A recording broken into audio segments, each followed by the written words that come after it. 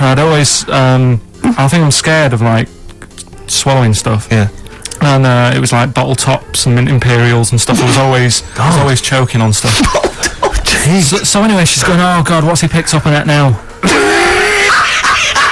Drop it. So- And she hit his nose with a stick.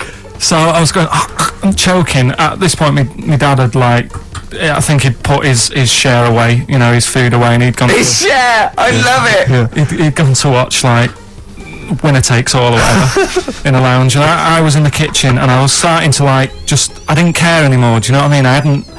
I just got to that point where I wasn't struggling anymore.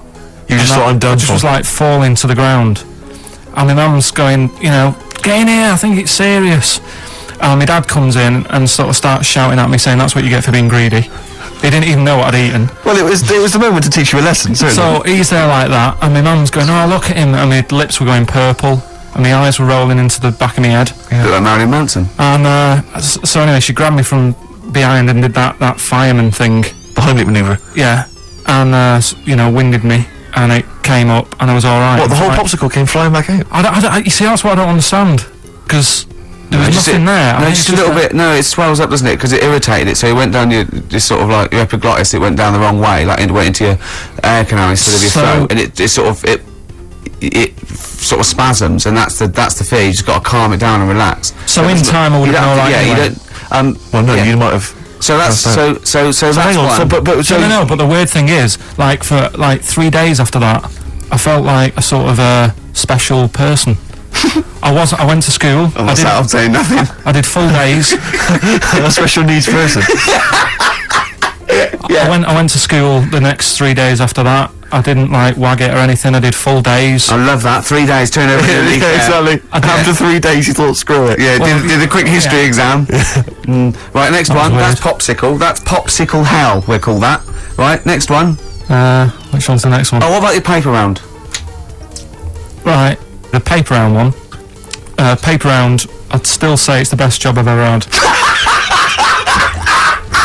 And he means it. No, I really enjoyed it. It's like, you know, you don't have to work with anyone else, right? So you make your own rules. Just think of that. You know, you sort of You're spreading information to people. Vital information. giving a service, and no one else is around. You know, you can just do what you want and think about stuff whilst you're cycling around on your bike. It's really good. Yeah. So anyway, Imagine the stuff he's thinking about when he drives around. I can't. So getting in the head of a salamander. So anyway, I loved it, and even though I only got like 50p a day, right, no matter what the weather was like and stuff, I used to get up at 4:30 and go and do the round. And Why'd you get up at 4:30? because I wanted to watch the Pink Panther at 5:30, so I wanted to get me paper round done. I said, why didn't you watch Pink Panther? And then He went, I can't sit there thinking I've got my paper round to do. You'll ruin it for him. Yeah. So is it a good job or not? So 4:30 I was up and about, and this morning it was like winter, really bad winter, bad snow, you know, freezing cold, really windy and all that. And my mum said to me before I went to bed, she said, don't be getting up tomorrow, I'll give you the 50p. I said, it's not about the 50p. So, you know, people want the papers and stuff. So, Conscientious. so anyway, I went to bed thinking, you know, that's it, I've told her I'm still going, so, you know, whatever. Go to sleep, get up in the morning, and put all my kit on. I used to have layers of clothing on because it was really cold. I had like a big anorak on with the fur on. I had like waterproof pants, and I got my paper round bag. And I went downstairs to get out and tried to open the door, and it was locked. I thought, so she'd locked it so I couldn't go out. So I'm searching around the house looking for the keys. She must have hid them somewhere. I thought, oh God, you know, I've got the papers to do. So I thought, how can I get out? So I went upstairs, climbed out of the bathroom window.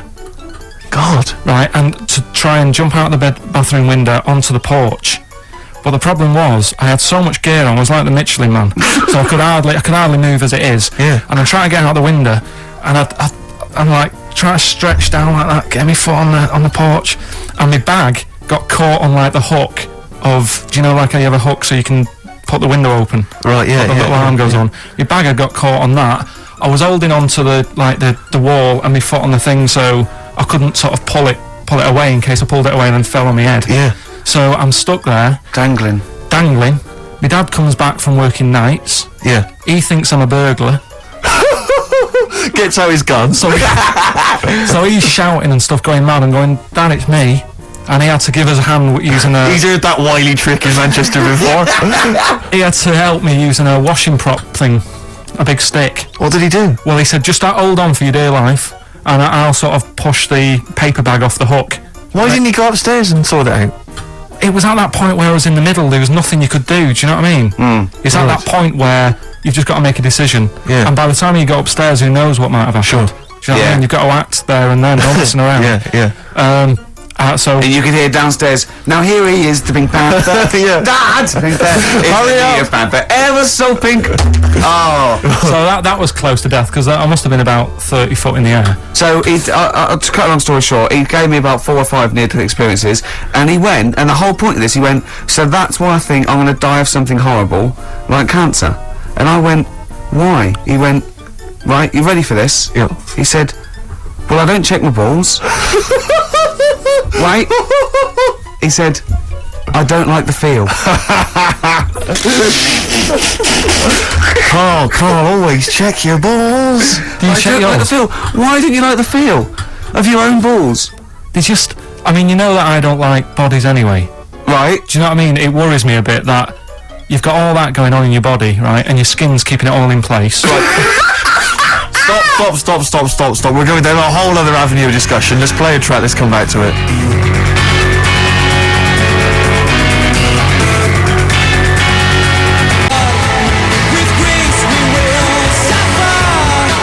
Alright, this is Carl, the producer of Ricky Gervais and Stephen Merchant on XFM 104.9. We're playing out some of the best bits, hope you're enjoying it. Here's another one. His homework was to come up with one of those stupid lateral thinking problems. We maybe should give an example of the... Romeo and Juliet, right? Romeo's asleep on the bed, Juliet's on the floor, covered in water and broken glass. What happened? And you ask all these stupid questions, and it's... Romeo's a cat and Juliet's a goldfish. Again, Awful. what am I thinking? Yeah. Yeah, come on then, Carl. Right, Yeah. there's a bloke lying on the floor, right? He's cut his head, blood's coming out of his head, and all his mates come running up, and they're all stood round him, and they don't take their hats off as a mark of respect. That is outrageous. Why didn't they take their hats off? I'm laughing, but it's probably as good as the real absolutely. ones. A bloke's fallen with his... Yeah. He's lying on the floor, Yeah. he's dead. Yeah. His mates come running up, and like, Was it important that his head was cut?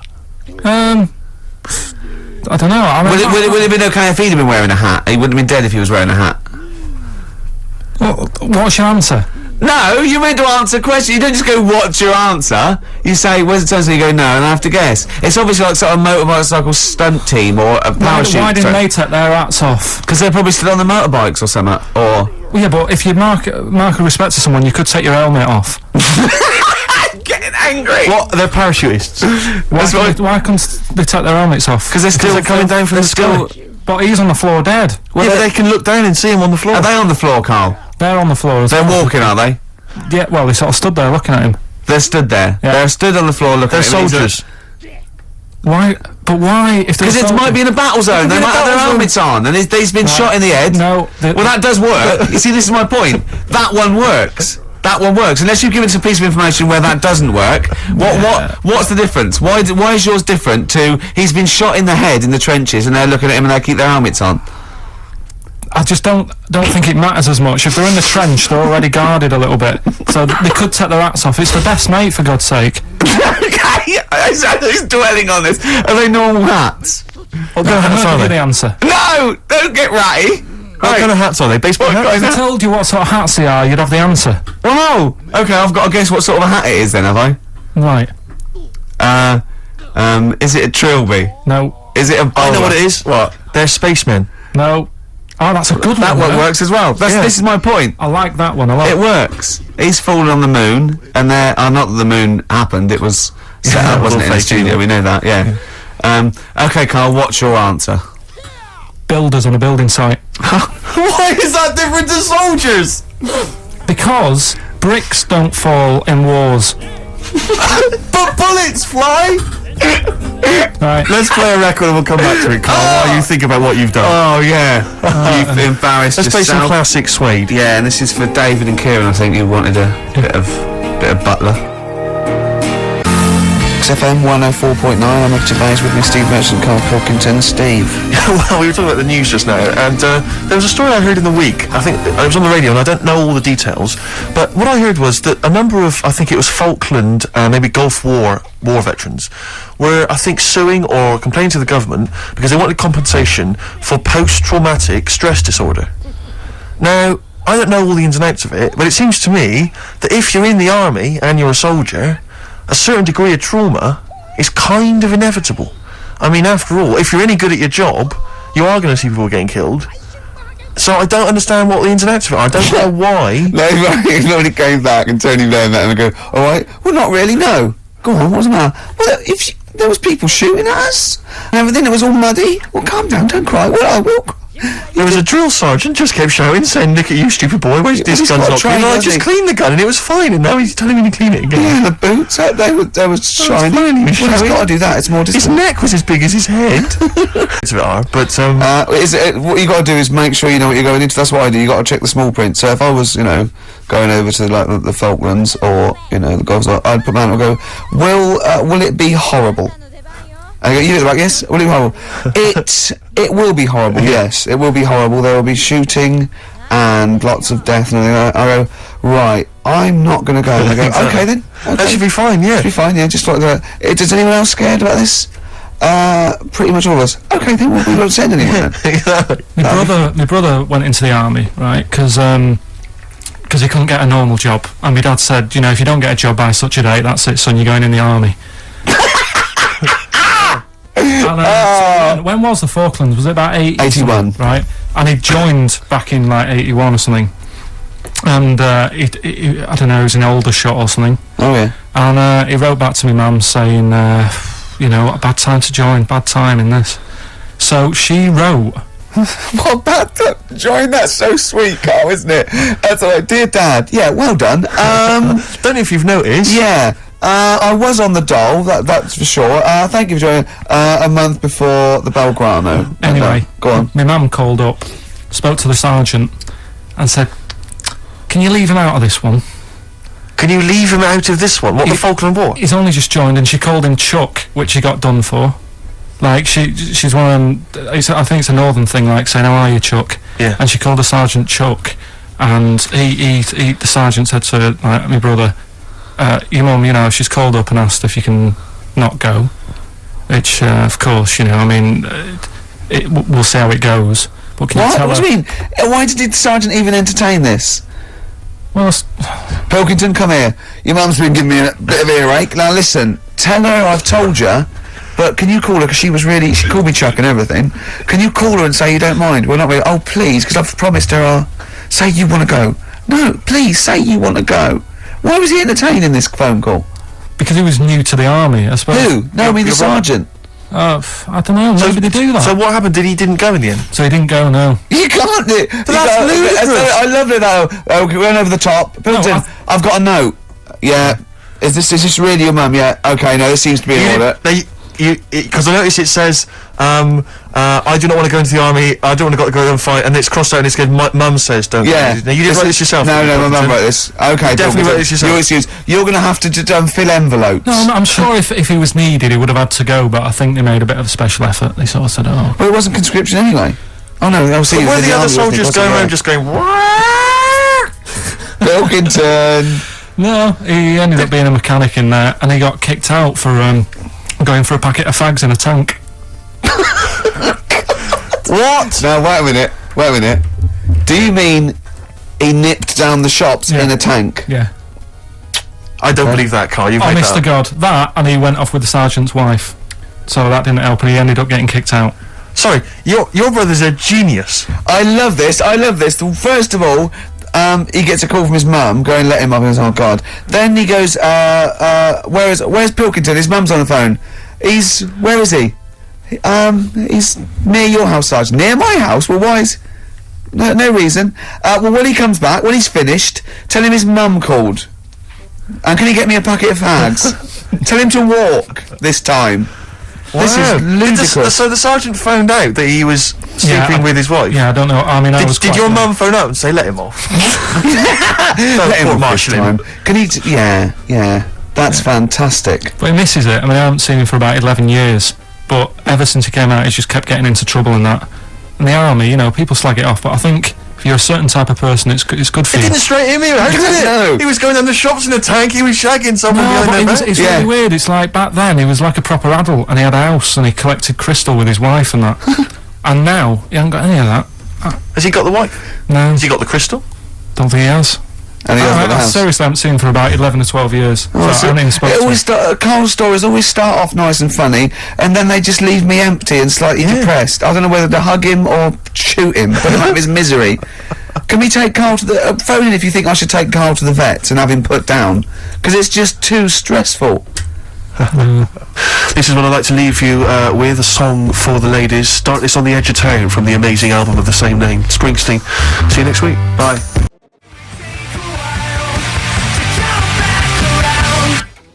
Feeder, come back around on XFM 104.9.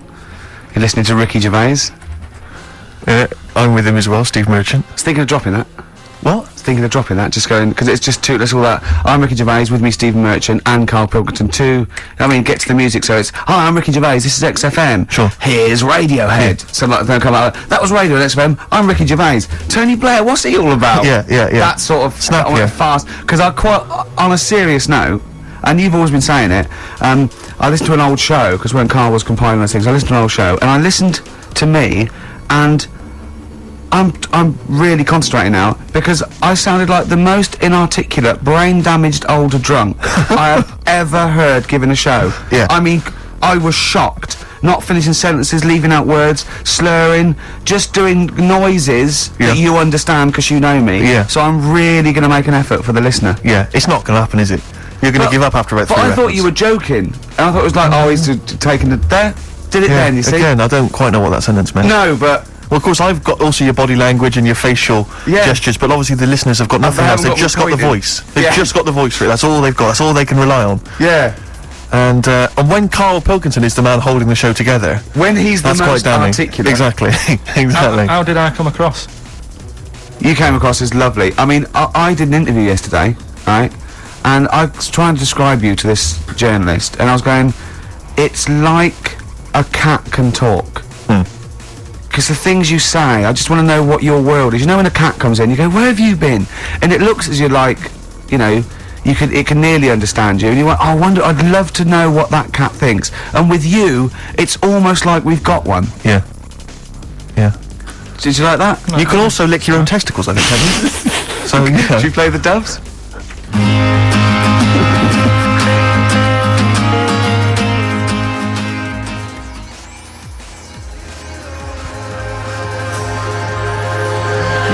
Doves, Caught by the River on XFM 104.9. You're listening to Ricky Gervais. Welcome. I hope you're having a lovely Saturday. Were you asked to appear on Celebrity Fat Club?